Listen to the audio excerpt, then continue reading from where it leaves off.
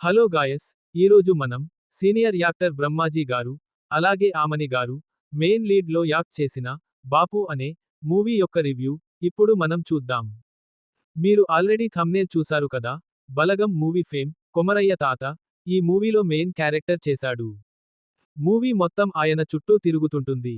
ఇక మూవీలోకి వెళితే, మూవీ చూసాక నాకైతే ఒకసారి చూడొచ్చు అనిపించింది గాయస్. ఎందుకంటే ఈ మూవీని బలగం లాగా మంచి ఫ్యామిలీ ఎమోషన్ డ్రామాగా తీయాలని అనుకున్నారు డైరెక్టర్ దయా గారు.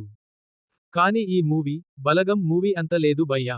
మూవీ చూస్తున్నంతసేపు మనకి ఎక్కడా బోర్ కొట్టదు. మంచి ఎమోషన్ సీన్స్ ఉంటాయి, అలాగే మధ్య మధ్యలో కొమరయ్య తాత కామెడీ ఉంటది. కానీ స్టోరీలో ఇంకాస్త డెప్త్ ఉంటే బాగుండేది గాయస్. సింపుల్ గా తీసిన ఫీలింగ్ అయితే వచ్చింది.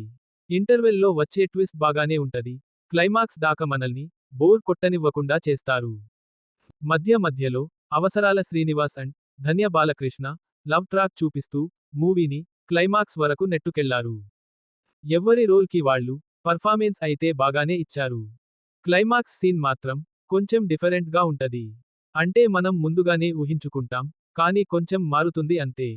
ఇక మూవీ స్టోరీలోకి వెళితే, తెలంగాణలో మల్లన్న అనే రైతు, అదే మన బ్రహ్మాజీ గారు, ప్రత్తి పండిస్తూ వ్యవసాయం చేస్తూ ఉంటాడు. బ్రహ్మాజీకి ఊరు నిండా అప్పులే. వాటిని తీర్చమని ఊరు జనాభా అలాగే బ్రహ్మాజీకి అప్పు ఇచ్చిన వాళ్లందరూ పంచాయితీ పెట్టి, అప్పు తీర్చడానికి ఒక నెల రోజులు గడువు ఇస్తారు బ్రహ్మాజీ కుటుంబానికి.